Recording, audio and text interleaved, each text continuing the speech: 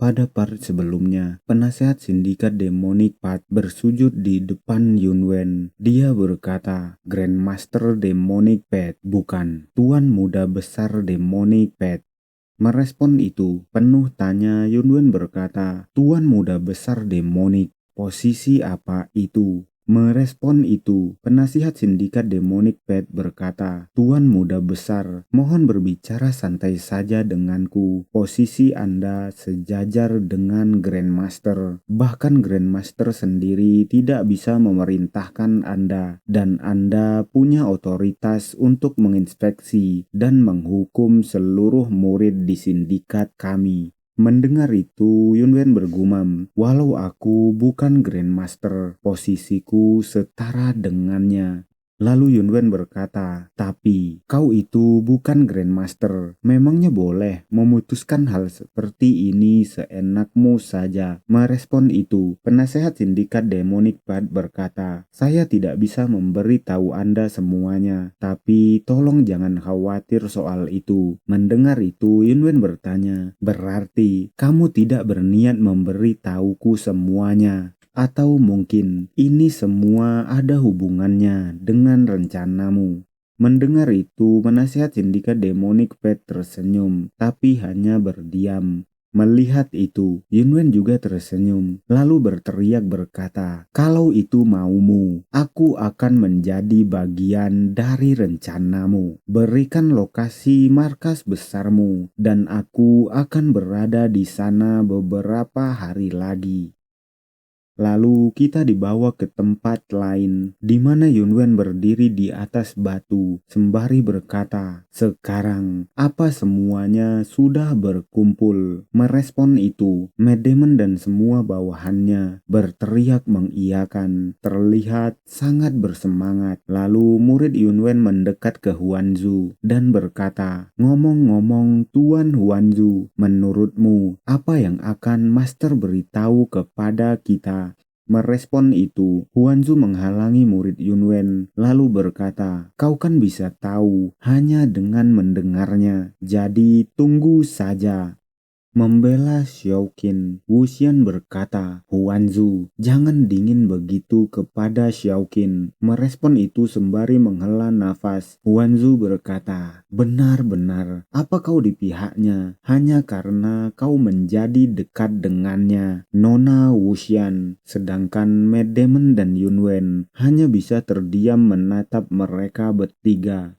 Lalu sembari mengeluh, Yunwen berkata, Zui Guang. Mendengar itu, Matt Damon yang mengerti langsung marah dan berteriak berkata, woi, dasar pemula, tuan kita sedang berbicara, jadi tutup mulutmu. Merespon itu, ketiga bawahan Yunwen yang lain langsung mengiyakan, dan Yunwen langsung berdeham dan memulai apa yang akan dia katakan. Dia berkata, baiklah, karena semuanya sudah berada di sini, aku akan langsung saja ke intinya. Yunwen membagikan semua yang dia ketahui dan apa yang baru saja dia temukan dengan anggota kultus Heavenly Demonic. Dia memberi tahu mereka identitasnya yang merupakan juru tulis Heavenly Demon, Heaven Destroyer, dan Jetface Divine Dragon Wen Yun. Dia juga memberi tahu mereka semua tentang pengaruh dan rumor yang ditimbulkan oleh dua orang itu di Murim, yang mana keduanya adalah dirinya, dan juga cerita tentang sindikat Demonic Pat. Dan karena hal itu, Yunwen meminta mereka semua juga harus beradaptasi. Setiap posisi dan statusnya berubah, tidak boleh ada kesalahan. Merespon itu, Matt Damon berkata, artinya kami juga harus menggunakan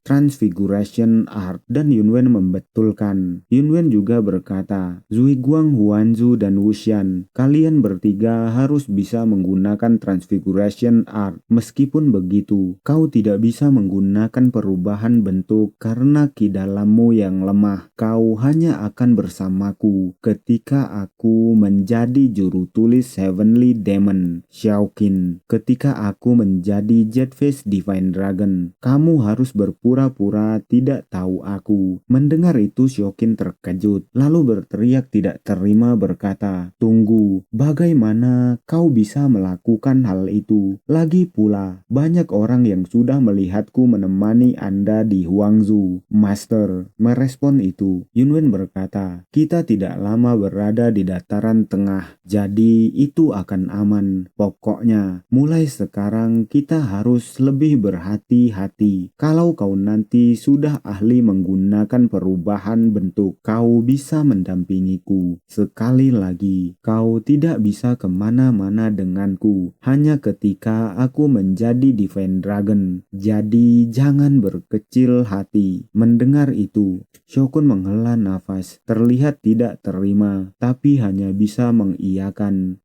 Lalu Yunwen melanjutkan, "Dan seperti biasa, jangan bertingkah sembrono tanpa perintahku, terutama kau, Zui Guang, karena keahlian bela dirimu paling menonjol dari yang lain. Kau harus ekstra hati-hati." Mendengar itu, Zui Guang terkejut lalu mengiyakan, dan Yunwen berkata lagi, "Aku bilang begini, karena kau itu terlalu kuat, jadi berhati-hatilah. Apakah kau mengerti?" Menerima pujian dari Yunwen membuat Zui Guang tersipu, lalu dengan semangat berteriak berkata, "Siap Tuan," sembari bergumam berkata, "Dia memujiku."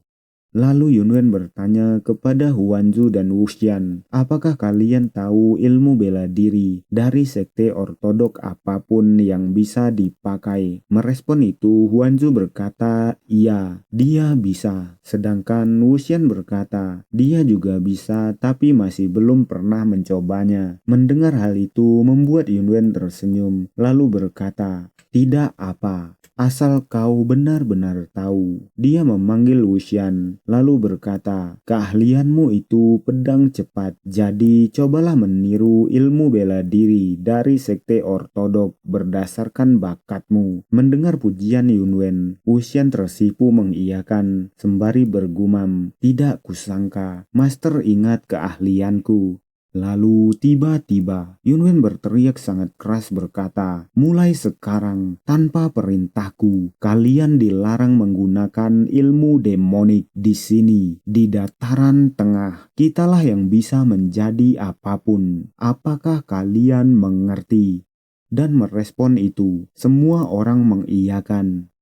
Beberapa hari kemudian, hari pertemuan dengan Noh kembar di Hangzhou. Di perjalanan menuju Bank Golden Frog, Huanzu bertanya kepada Matt Damon, "Bagaimana keadaanmu, Zui Guang? Apakah kau yakin bisa kemana-mana dengan kondisimu itu?" Merespon itu dengan wajah aneh, Zui Guang berkata, "Ah, ya, agak mengganggu, tapi aku masih sanggup." Bekas luka Zui Guang dihapus menggunakan ilmu perubahan bentuk. Lalu Zui Guang melirik dan berkata, "Bagaimanapun, wanita itu memang benar-benar hebat. Kebanyakan orang bahkan tidak bisa membuka mulut mereka karena tekanan dari Ki Anda. Tidak disangka dia akan membuat penawaran seperti itu." Merespon itu, Yunwen dengan satu keringat di pipinya berkata, "Dia pastinya bukan perempuan biasa. Ada monster yang bersarang di dalam hatinya." Mendengar itu, Zhuang bertanya, "Monster? Apa maksud Anda, Tuan?" Lalu Yunwen mengingat hari sebelumnya saat Yunwen berkata, "Kalau itu maumu, aku akan menjadi bagian dari rencanamu. Berikan lokasi markas besarmu, dan aku akan berada di sana dalam beberapa hari." Merespon itu, penasihat sindikat Demonic Pet berkata, "Sindikat kami berada di bawah danau Dongting. Anda tidak akan menyesali keputusan Anda, Tuan Muda Besar." Merespon itu, Yunwen berkata, "Ah, di bawah danau Dongting ya." kau pasti memilih tempat itu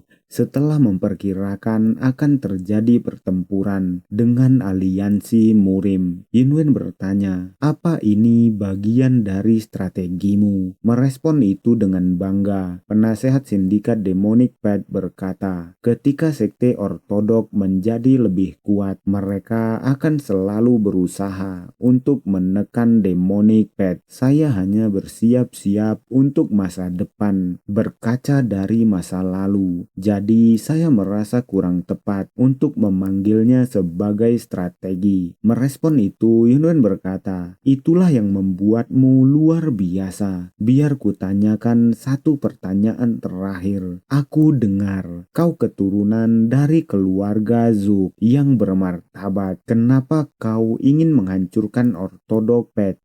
Mendengar itu, raut wajah wanita itu menjadi sangat serius, tapi dia hanya diam. Lalu sembari mengeluarkan aura penuh darah dengan ular berbisa, dia berkata, ada seorang pria yang ingin saya bunuh. Wanita itu terlihat sangat marah, lalu melanjutkan, dan saat ini dia adalah pemimpin dari ortodok Pact. Mendengar itu, Yunwen bergumam, pemimpin ortodok Pact Dugu Hentian.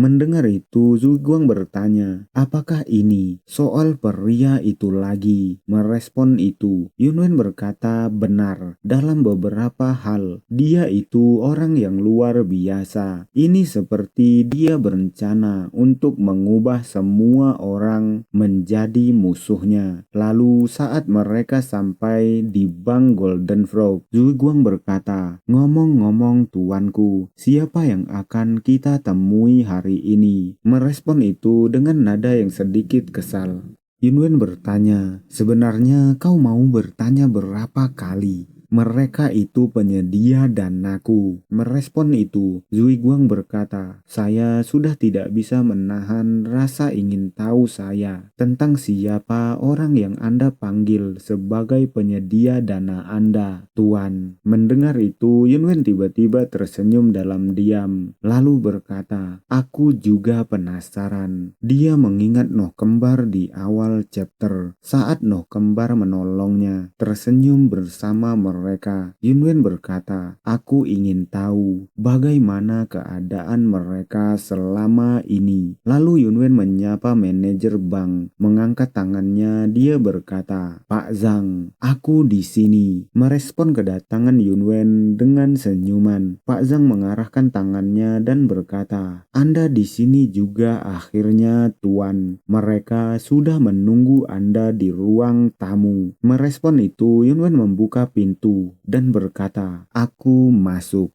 Dan tiba-tiba gelas terjatuh di lantai. Salah satu tetua Noh terkejut lalu berdiri, menjatuhkan gelas dan kursinya, menyambut kedatangan tuannya. Tubuh mereka berdua bergetar, sembari dengan lirih memanggil Yunwen Tuan. Melihat mereka berdua, Yunwen tersipu bertanya, bagaimana kabar kalian, Huinoh dan Huanoh? Mendengar suara Yunwen, mereka berdua berteriak sangat kuat, memanggil Yunwen Tuan, lalu berlari ke arah Yunwen. Merespon itu, Yunwen tersenyum lebar dan berkata, kembar Noh, apakah kalian baik-baik saja? Merespon itu, salah satu tetua berkata, tentu saja. Melihat tuanku yang sangat karismatik, mereka menangis sampai terbatuk, lalu melanjutkan, saya senang sekali, sampai-sampai saya tidak tahu harus melakukan apa lagi. Melihat ke arah Yunwen, salah satu tetua bergumam, wajahnya yang sedih yang kulihat di Gunung Tai sudah tidak ada lagi. Dia sudah mendapatkan kembali cahayanya dan kekuatan yang terus mengalir itu, kemuliaan itu, entah di dalam istana maupun di Murim. Aku tidak bisa membayangkan diriku memanggilnya selain dengan sebutan yang mulia Kaisar. Melihat Noh Kembar menangis, Yunwen memeluk mereka berdua, lalu berkata, jangan menangis terus, Kembar Noh. Jika terus begitu, kalian juga akan membuatku menangis." Tapi tiba-tiba terdengar suara teriakan berkata, luar biasa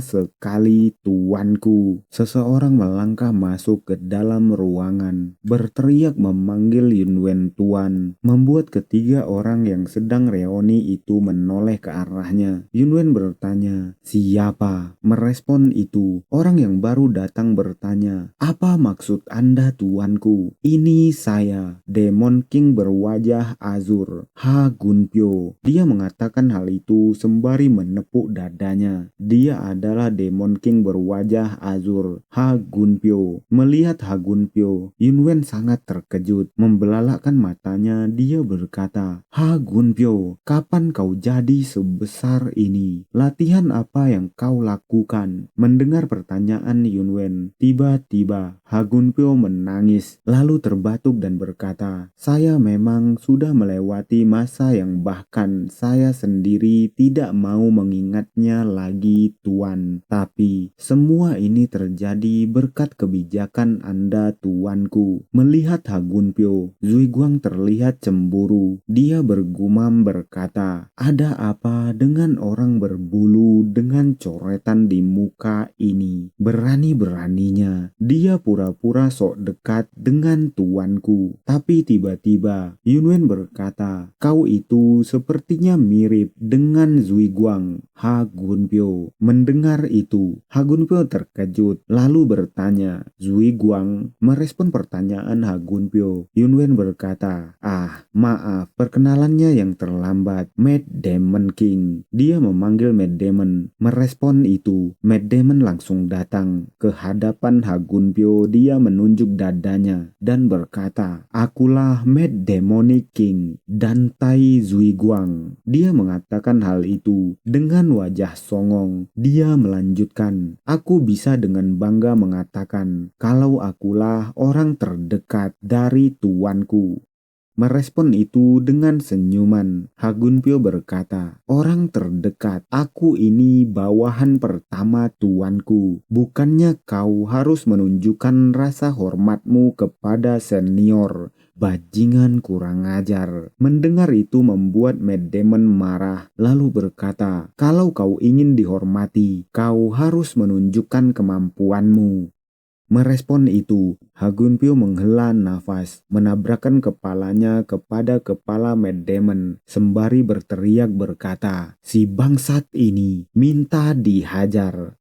Sedangkan Mad Demon yang tidak mau kalah berteriak berkata, "Maju kau bajingan." Tanpa mereka sadari, mereka membuat Yunwen kesal. Yunwen berteriak memarahi mereka. Dia berkata, "Jangan menghancurkan hari yang indah ini, bajingan." Mendengar itu, membuat Ha Gunpyo dan Zuiguang terlihat ketakutan, terkejut, lalu langsung menjawab, "Siap tuanku." Selain Ha Gunpyo, pengemis Pung tiba-tiba datang memberi salam kepada Yunwen. Dia berkata, "Tuanku, sudah lama tidak bertemu." Merespon itu, Yunwen bertanya, "Pengemis Pung, apa kau baik-baik saja?" Merespon itu, pengemis Pung tertawa, lalu berkata, "Mana mungkin aku tidak baik-baik saja ketika aku bisa menghabiskan waktu bersama cucu dari teman seperjuanganku." Mendengar itu, Yunwen yang kebingungan bertanya, "Cucu dari teman seperjuanganmu?" Merespon itu, terdengar suara yang bertanya, "Masa Anda lupa dengan saya, tuan?" Mendengar suara itu, Yunwen yang terkejut menoleh. Itu adalah Dugu Sulan. Dia bertanya kepada Yunwen, "Apakah Anda baik-baik saja, tuan muda?" Dia adalah salah satu wanita tercantik di Murim, Wise Beauty, Dugu Sulan.